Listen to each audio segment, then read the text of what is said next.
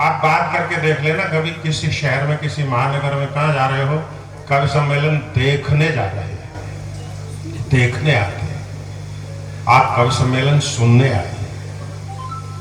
सुनने वालों के मध्य बहुत कम पढ़ने को मिलता है, ज्यादातर हम देखने वालों के मध्य जाते हैं। इस समय आप देख रहे हैं सबरस टीवी। सुनने के लिए उपस्थित हुई हैं।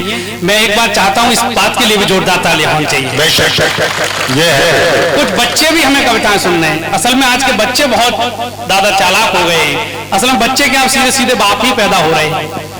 पिछले दिनों एक राणा मुनि ने अपने बच्चे से कहा कि बेटा एक गिलास पानी ले आ। उसने कहा मैं नहीं लाऊंगा। इन्होंने फिर कहा कि एक गिलास पानी लेके आ। उसने कहा मैं नहीं लाऊंगा। ये उसे मारने के बदतमीज पानी नहीं लेके आ रहा। इनका छोटा बेटा बोला, पिताजी भैया तो बदतमीज है ही, उसे आप मत डांटिए, आप खुद ही जाके ले लीजिए, और अगर हो सके तो एक गिलास मेरे लिए। ऐसे ऐसे बच्चे पैदा हो गए हैं। बच्चों का क्या कहना, एक तमाम बच्चे, 3 बच्चों की बात मुझे याद आ रही है कि एक बच्चा बोला कि मेरे पिताजी बहुत कमाल करते हैं। बोला क्या कमाल करते हैं कि नाले में कूदते हैं, नाले में कूदते हैं और नदी में निकलते हैं। दूसरे बच्चे और भी उससे ज्यादा चालाक, उसने कहा तेरे पिताजी क्या कमाल करते हैं, उससे ज्यादा तो मेरे पिताजी कमाल करते हैं। कि क्या करते हैं तेरे पिताजी, कि तेरे पिताजी नाले में कूदते हैं और नदी में निकलते हैं, मेरे पिताजी तो नदी में कूदे और समुद्र में निकलते हैं। तीसरा, और उससे उस बच्चे का जवाब आपको अच्छा लगे तो तालियां उठनी चाहिए, क्योंकि कम से कम थोड़ा माहौल बनाना पड़ रहा है। उसने कहा कि मेरे पिताजी नाले में कूदते हैं और नदी में निकल आते हैं। दूसरा बोला मेरे पिताजी नदी में कूदते हैं तो समुद्र में निकल आते हैं। तीसरे का जवाब आपको अच्छा लगे, उसने कहा आपके पिताजी कुछ कमाल नहीं करते, कमाल तो मेरे पिताजी करते हैं जो पानी की टंकी में कूदते हैं और टोटी से बाहर आते हैं। अब ऐसी स्थिति आजकल बच्चों की हो गई है। बच्चे बहुत चालाक हैं साहब। एक दिन मैं किसी काम से आदरणीय सबरत मुर्सानी जी के घर गया। इनका नाती निकल के आया। देखते ही मुझे बोला अंकल जी नमस्ते, चाचा जी नमस्ते। मैंने कहा बड़ा ही सभ्य बालक है, इसलिए तो कवि के घर का बच्चा है, सभ्यता तो इसके अंदर होगी ही। मैंने की नमस्ते, मैंने की बाबा जी हैं कि आ जाइए, स्वागत है आपका। तो मैं चला गया। फिर एक और बार मैं कभी गया तो मुझे देखते ही बोला ताऊ जी नमस्ते। मैंने कहा इसने पहली बार चाचा जी बोला, अब ताऊ जी बोल रहा है, क्या करना चाह रहा है। मैं फिर भी चला गया, बच्चा है भूल गया होगा। चलिए मैं तीसरी बार उसका टेस्ट लेने की उसके घर गया। मैं जैसे ही दरवाजे पर पहुंचा, मुझे देखते ही बोला मामा जी नमस्ते। मेरे खोपड़ी खराब। मैंने कहा इसने पहले दिन आया तो सही बोला चाचा जी नमस्ते, समझ में आया। दूसरे दिन गया तो ताऊ जी बोला, मैंने भूल गया होगा, आज मामा जी बोल रहा है। मैंने उसे डांटा, मैंने कि बदतमीज, दिन पे दिन संबोधन को तो इतना बढ़ाया जा रहा है कि हमें बाउंड्री पार कर दे रहा है। पहले तूने हमें चाचा जी बोला, हमने कुछ नहीं कहा, ताऊ जी बोला, हमने कुछ नहीं कहा, लेकिन आज मामा जी क्यों बोला। बोला इसमें मेरी कोई कमी नहीं है। मैंने कि फिर क्या बात है कि आप जैसे ही पहले दिन आए तो देखते ही आपको बोले कि शिवम आ रहा है, उसे बुला लाओ। तो मैंने सोचा आप पिताजी से छोटे होंगे, तो मैंने आपको चाचा जी नमस्ते कर लिया। दूसरे दिन जब आप आए तो बोले कि शिवम जी आ रहे हैं, तो मैंने सोचा आप शायद बड़े होंगे, तो मैंने ताऊ जी नमस्ते कर लिया। तो मैंने कि चल चाचा जी भी मान लिया, ताऊ जी भी मान लिया, लेकिन मामा जी क्यों बोला। वो देखते ही बोला कि जैसे ही आप आ रहे थे तो आपको देखते ही पिताजी बोले ये साला आज फिर आ गया। चलिए ये सब बातें आपके मनोरंजन के लिए थी, ऐसी बातें तमाम लोग करेंगे। मैं आपको सीधे सीधे कविता से जोड़ता हूँ, ठीक है भाई, ठीक है।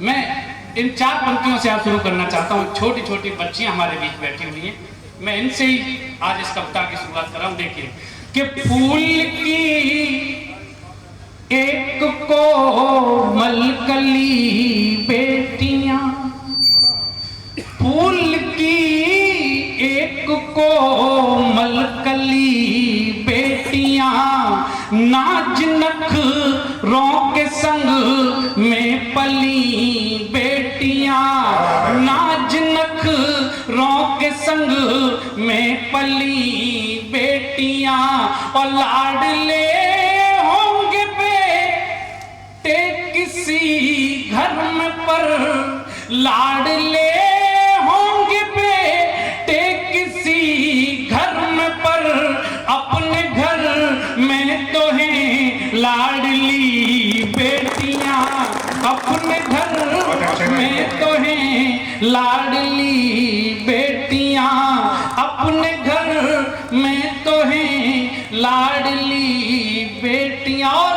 पंक्तियां आज आपके इस गांव में आके कैसा लग रहा है ये भी देखिएगा। देखिए कि पीपल के तले पान ठंडी छाँव आ गए। सुनिए कि पीपल के तले पान ठंडी छाँव आ गए, तुमने बुला या मेरे इधर पाँव आ गए। भाई राणा जी की कोशिश है कि पीपल के तले पान ठंडी छाँव आ गए, तुमने बुला या मेरे इधर पाँव आ गए। और शहरों में गीत गा के जब ये दिल नहीं भरा, शहरों में गीत गा के जब ये दिल नहीं भरा, कविता सुना ने हम तुम्हारे गाँव आ गए, कविता सुना ने हम तुम्हारे गाँव आ गए, कविता सुना ने हम तुम्हारे गाँव आ गए। बहुत धन्यवाद, आप सभी लोग इतना अच्छा सुन रहे हैं, यकीन जानिए बहुत आनंद आ रहा है। और देखिए मैं 2-4 पंक्तियां देश के लिए भी समर्पित करना चाहूंगा आपको कि देश की एकता में न पंगा रहे।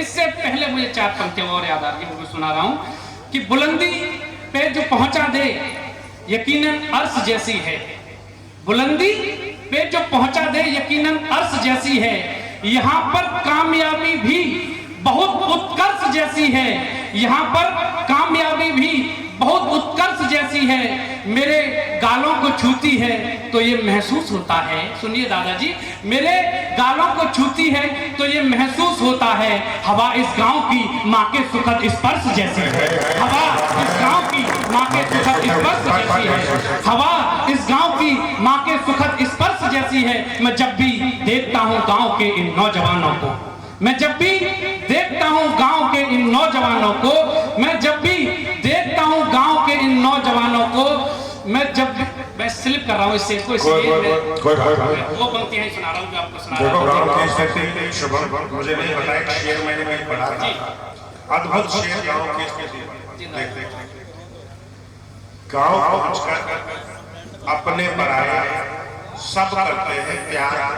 क्या बात है दादा, गांव पहुंचकर अपने पराये सब करते हैं प्यार हमें, और होटल में ठहरा देते हैं शहर के रिश्तेदार। ये यथार्थ गांव तो गांव है। एक अदम गौड़वी साहब का भी शेर याद कर ले, इसलिए मैं बीच में बोल रहा हूँ। चलिए कोई नहीं, देखो एक शेर गांव की पूरी कहानी कहता है, फटे कपड़े पहनकर जिस पर गुजरता हो कोई, फटे कपड़े पहनकर जिस पर गुजरता हो कोई, समझ लेना अदम पगडंडी वो गांव को जाती। हाय हाय, देखिए मैं आपको जो पंक्तियां सुना रहा था, एक बार थोड़ा ताली हो जाएगी, माहौल अच्छा लगेगा, ठीक है। बात बहुत है।